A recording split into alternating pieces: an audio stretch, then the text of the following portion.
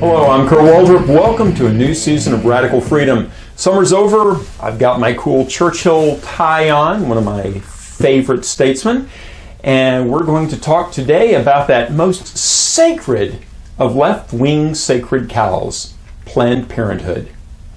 Planned Parenthood has a total revenue of over $1 billion, yes, $1 billion with a B, dollars a year. And with all that money, somehow, according to the Government Accountability Office, they get over $500 million in tax money and is an IRS-recognized nonprofit organization. Wow, that must be nice. According to USA Today, which is not exactly known for its conservative ideas, Planned Parenthood has spent over $36 million since 2012 supporting pro-abortion Democrat candidates. As a comparison, in 2014 alone, the supposedly giant evil National Rifle Association gave $984,000 in political contributions to right-wing candidates, while Planned Parenthood gave $1.5 million to liberal candidates, and yet you never hear about that. NRA is supposed to be funding death and murder, whereas Planned Parenthood is medical services for women. Right. So the Democrats work to give Planned Parenthood our tax dollars. Then Planned Parenthood turns around and gives the money back to Democrat candidates, which seems a little incestuous to me. I think they actually normally call that, what is that word? Oh yeah, money laundering. Planned Parenthood tries to justify its existence partially by, as I said, pushing the ideas that they provide women's health services such as mammograms to help identify breast cancer early enough to treat. But even the left-leaning factcheck.org, they've admitted that Planned Parenthood does not provide this service. So what is it that they mostly get their money from? That would be abortions. So who is Planned Parenthood? Where did it spring from? Well, the history of Planned Parenthood goes back to the early part of the 20th century, when the progressive movement was promoting something called eugenics. I've talked about it in some of my other videos. Eugenics was the supposedly biological improvement of the human race by selective breeding. And just as you can selectively breed, you can selectively sterilize. You can selectively keep from breeding. So this is the whole reason they originally got into contraception and then later abortion. It was commonly thought at the time that the human race could be improved by lowering the birth rate of undesirables. People with low IQs, people with birth defects, and according to the people at the time, also non-whites. President Woodrow Wilson was a big proponent of this. He stated that because of eugenics, a new and better future awaited us. One of President Wilson's admirers was the founder of Planned Parenthood, Margaret Sanger. Now, in 1916, during the Woodrow Wilson administration, she formed a little organization called the American Birth Control League. Now, this later changed its name to Planned Parenthood in 1942. Hillary Clinton said about her that she was a role model of hers. But what sort of woman was Margaret Sanger really? Well, she's lately become famous on the right, not only for starting Planned Parenthood, the abortion mill, but also for her, blatantly racist views. Now, I try not to throw the word racist around too much because, let's face it, it's way overused today. But I'm going to use her own words here. These are actual quotes. We're going to let you see what sort of character she had. Now, I will warn my audience here, this is not pretty. So here's what that paragon of feminist virtue had to say for herself. And again, please remember, each of these is a direct quote. She wrote in the autobiography of Margaret Sanger that always to me, any aroused group was a good group. And therefore, I accepted an invitation to talk to the women's branch of the Ku Klux Klan at Silver Lake, New Jersey. In the end, through simple illustrations, I believed I'd accomplished my purpose. A dozen invitations to speak into similar groups were offered. Similar groups? to the Ku Klux Klan. And, well, I guess by her standards, it wasn't actually evil. It was just, what was her word? Oh, yeah, aroused. Now, in the selected papers of Margaret Sanger, Birth Control Comes of Age, 1928 to 1939, she wrote that birth control, as the most constructive and necessary of the means to racial health. Racial health? Now, I have nothing against birth control. You know, I mean, we had 2 children, and we figured any more than that, and we would be outnumbered. So, no problems with birth control or not, but keeping people from breeding to create racial health. Now, I wonder, what race do you think she was referring to? Maybe the human race? No, I don't think that's what she was saying either.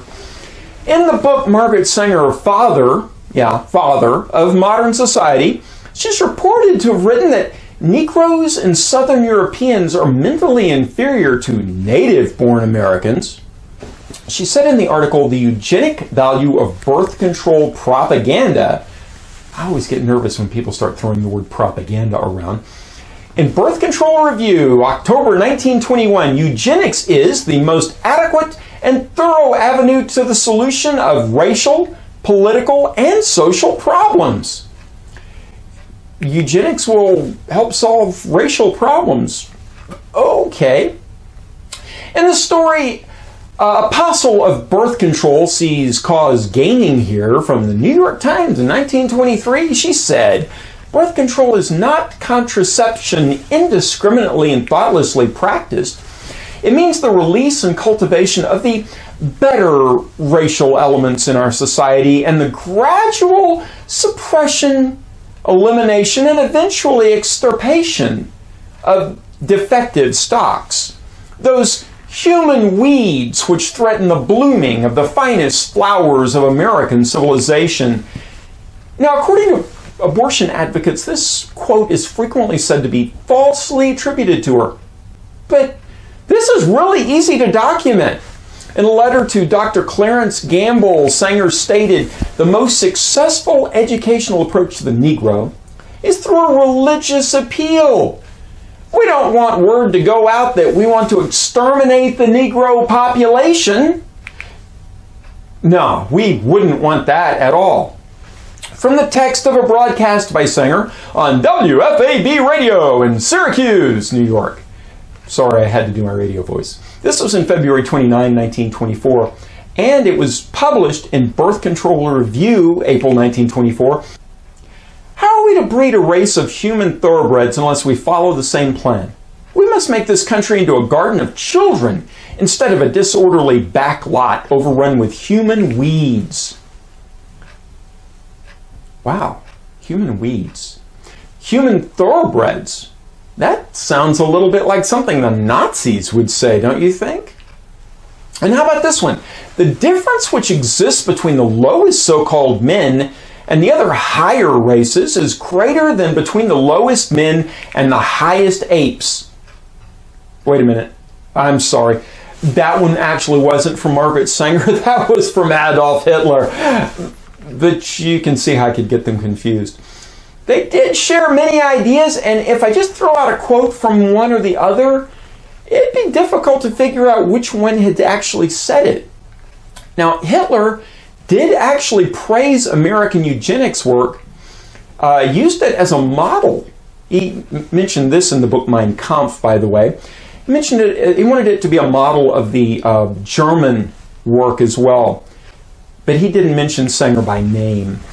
Now, while she actually did later condemn Hitler, it's clear that it was because she saw him as an anti-communist, not because he was getting rid of these so-called inferior races.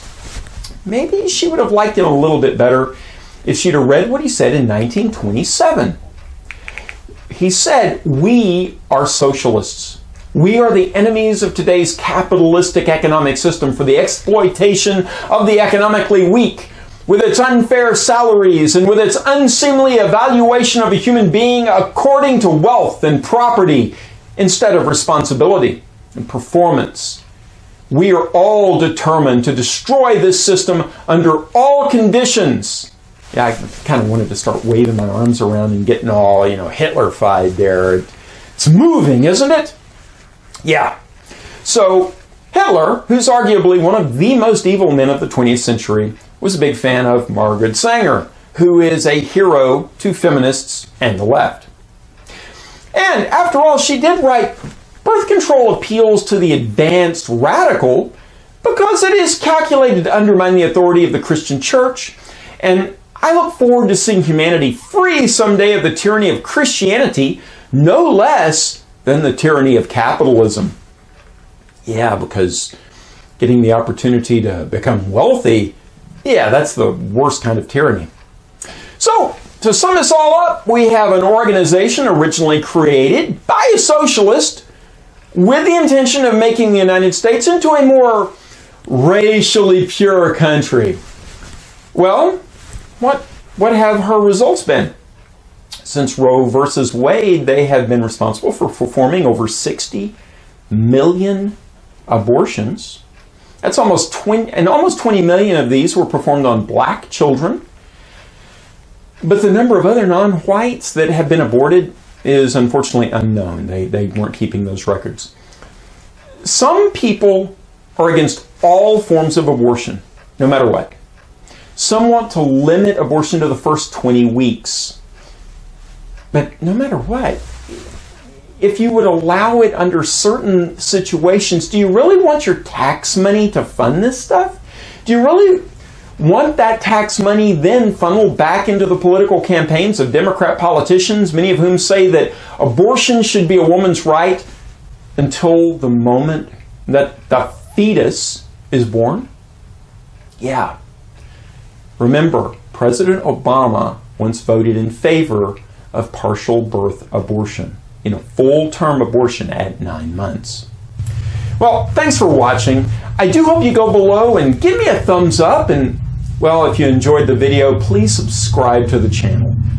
I'd also like you to take a look at my book, Radical Freedom, on Amazon.com, and see my blog at radicalfreedombook.com. Sometimes I say something on there that you might even agree with, and please feel free to disagree in the comments of that or in the comments of this video. So, until next time, this is Kurt Waldrop. Stay free, my friends. Bye for now.